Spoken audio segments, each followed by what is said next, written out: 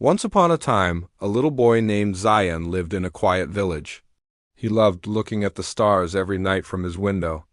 Among all the stars, one tiny star always twinkled the brightest. Zion would wave at it and whisper, "Good night, little star." One night, something magical happened. The little star fell from the sky and landed gently in Zion's garden. Zion rushed outside and found the glowing star sitting on a flower. "Don't be scared," Zion said kindly. "I'll help you get back home." The star blinked happily. Zion built a small rocket using boxes and balloons. With the help of his imagination and love, the rocket lifted off with the star inside.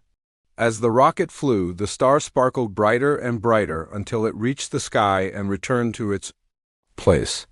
From that day on, the little star twinkled even more just for Zion. Every night, it blinked 3 times, one for hello, one for thank you, and one for friendship. Zion smiled and waved back.